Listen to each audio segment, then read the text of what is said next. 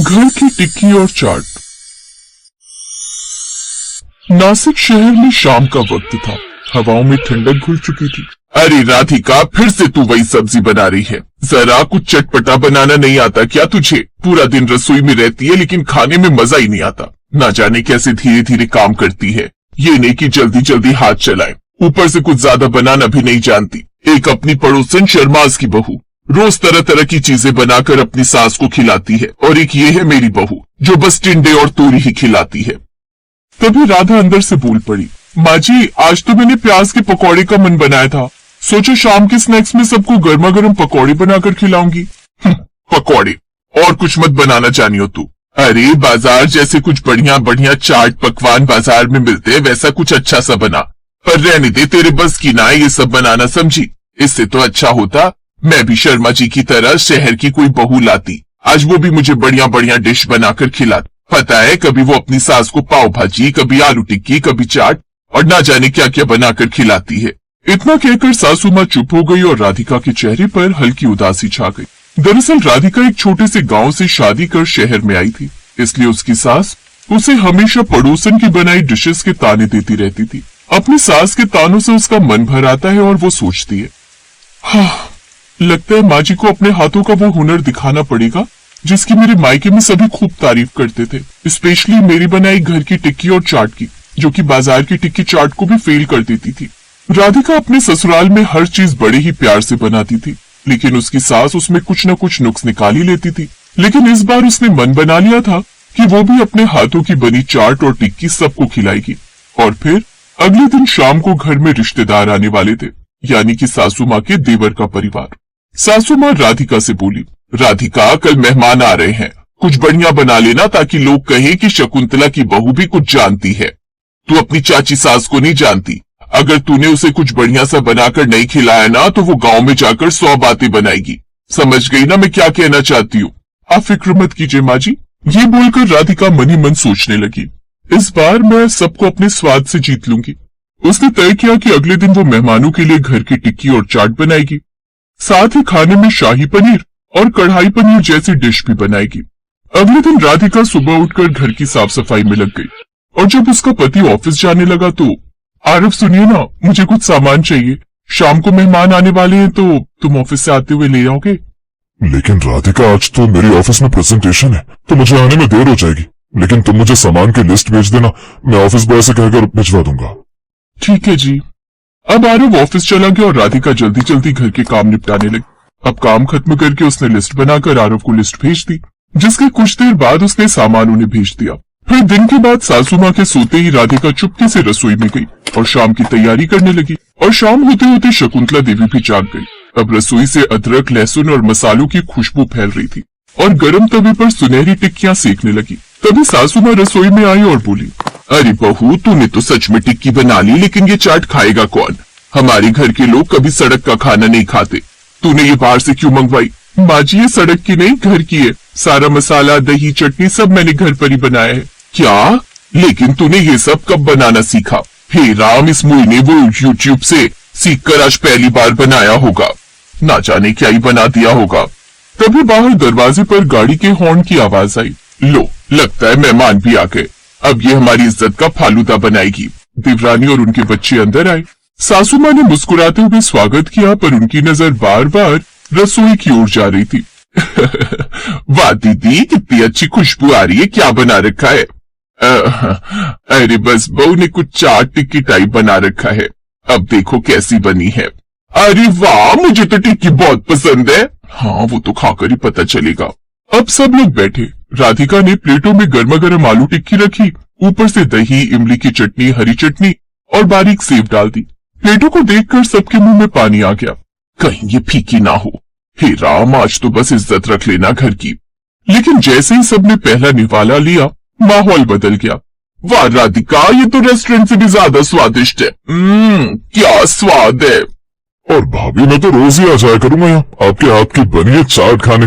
इतनी अच्छी चाट तो मेरी पत्नी नताशा भी नहीं बना पाती। अब तो समझो मैं रोज आपको यहीं बड़ा मिलूंगा। सबकी बात सुनकर शकुंतला देवी ने भी जब वो चाट चखी तो खुश हो गई। सच बात तो ये थी कि उसने भी इतनी अच्छी चाट और टिक्की कभी नहीं खाई थी। अरे वाह, इस छुई मुई ने तो कमाल कर दिया। इतनी अच्छी टिक्की और चाट ना तो उस शर्मा की बहू बना पाती है और ना ही मेरी इस देवरानी विमला की बहू। वाह वाह वाह, आज तो इसने कमाल कर दिया। अब सासू माँ चुप थी मगर उनके चेहरे पर गर्व की झलक थी।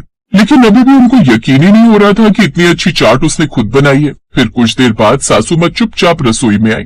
बहू सच बताना, ये चटनी तूने खुद बनाई क्या? कहाँ से सीखी और क्या डाला इसमें? जी माँ जी, खटाई के लिए थोड़ा सूखा आम, गुड़ और मसाले डाले हैं। बचपन में माँ सिखाती थी, उन्हीं से सीखी थी। और वो जो खस्ता टिक्की है उसमें क्या राज है? थोड़ी सूजी और ब्रेड क्रम्स डालती हूँ ताकि बाहर से कुरकुरी रहे। सासू माँ कुछ देर तक चुप रही और फिर मुस्कुराकर वहां से चली गई। अब उसके हाथ की बनी टिक्की और चाट सबको पसंद आई, लेकिन राधिका नहीं जानती थी कि कब ये उसके लिए मुसीबत बन जाएगी।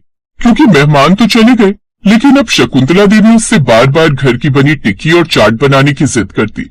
और पहले तो ये बस उसके और घर वालों तक ही सीमित था, लेकिन अब धीरे धीरे वो अपनी सहेलियों को भी बुलाने लगी। एक रोज पार्क में। अरे तुझे नहीं पता, ये चाट और टिक्की का जो स्वाद है ना, ओए होए होए होए। अरे क्यों तू बार बार मेरे सामने उनका नाम ले रही है? तुझे पता है ना डॉक्टर ने मना किया है बाहर का खाने से। अरे तो कौन सा तुझे बाहर का खाने के लिए कह रही हूँ मैं तो तुझे घर की बनी चाट और टिक्की खाने की बात कर रही हूँ। तू मेरे घर आ, पता है मेरी बहू क्या कमाल की बनाती है। तभी रमा भी वहां आ जाती है और उनकी बातें सुन लेती है। अरे वाह, फिर तो मैं भी आऊंगी। तो मैं क्यों पीछे रहूं, मैं अभी आऊंगी। हाँ तुम सब आना, मैं बहू को बोल दूंगी कि सबके लिए बनाकर तैयार रखे। शाम को घर आकर वो इस बारे में अपनी बहू से बात करती है। बहू, मैंने अपनी कुछ सहेलियों को घर बुलाया है तेरे हाथों की बनी चाट और टिक्की टेस्ट करने के लिए, तो तू बढ़िया सा बनाकर रख देना। कोई बात नहीं माँ जी, मैं बनाकर रख दूंगी, लेकिन मैं बाजार से जाकर सामान ले आती हूँ। अब वो बाजार से जाकर सामान ले आती है और अगले दिन तैयारी में लग जाती है। लेकिन जब शकुंतला की सहेलियों का आना शुरू होता है तो राधिका और शकुंतला दोनों हैरान रह जाती हैं। वो 4-5 नहीं बल्कि 20 औरतें थीं, जिसमें से उसकी काफी पुरानी सहेलियां भी थीं, जो उस जगह से शिफ्ट होकर आगे पीछे कहीं चली गई थीं। विमला, कौशल्या, रेणु, शांति, तुम सब? हाँ, अब हमने सोचा हम सब खाने जा रहे तो उन सबको कैसे भूल जाए। अब तू भूल सकती है लेकिन हम नहीं। हाँ शकुंतला, तूने तो हमें बुलाना भी जरूरी ना समझा। याद है जब मेरी बहू ने पहली बार गाजर का हलवा बनाया था तो मैंने तुम सबको बुलाया था। हाँ, आज भी याद है वो दिन की कितनी मुश्किल से हमने वो गाजर निकली थी। कुछ कहा क्या तुमने शकुंतला? अरे नहीं, वो तो मैं ये कह रही थी कि बहुत अच्छा किया जो चली आई। अब सास राधिका के पास जाती है। देख बहू, कुछ भी कर लेकिन आज तेरी टिक्की और चाट कम ना पड़नी चाहिए, हमारी इज्जत का सवाल है। माँ जी, अब मुझे क्या पता था इतनी सब आ जाएंगी, लेकिन आप फिक्र मत कीजिए, आप तब तक इन्हें बातों में उलझाए रखिए, मैं जल्दी से बना देती हूँ। शकुंतला उन्हें इधर उधर की बातों में उलझाए रखती है और राधिका को वक्त मिल जाता है टिक्की चाट बनाने का। तुझे याद है लता, पहले कितनी मोटी हुआ करती थी और इससे बैठकर उठा भी नहीं जाता था, लेकिन अब देखो कैसे पतली छरहरी काया जैसी हो गई है। कहीं तेरी बहू तुझसे घर के कामकाज तो नहीं करवाती। कुछ देर बाद राधिका सबके लिए टिक्की चाट बनाकर ले आती है, जो कि सबको बड़ी पसंद आती है। सच में तू तो बड़ी किस्मत वाली है शकुंतला, आज इतनी अच्छी बहू मिली। इतनी अच्छी चाट तो बाजार में भी नहीं मिलती। सभी ने शकुंतला की बहुत तारीफ की, जिसे सुनकर शकुंतला को भी बड़ा अच्छा लगा। कुछ देर बाद वो सभी वहां से चली जाती हैं और शकुंतला राधिका को ढूंढने लगती है। अरे ये राधिका कहाँ रह गई? फिर जब वो रसोई में जाकर देखती है तो राधिका वहीं रसोई के फर्श पर ही टेक लगाकर सो गई थी। अब शकुंतला को समझ आया कि उसकी बहू कितनी अच्छी है, जो उसकी हर फरमाइश पूरी करती है, और इन सब से कहीं न कहीं वो थक भी जाती थी, लेकिन कभी उफ तक नहीं करती थी। उस रोज के बाद उसने कभी उस पर दबाव नहीं डाला। साथ ही जब घर में मेहमान आते तो वो भी उसके काम में मदद करती।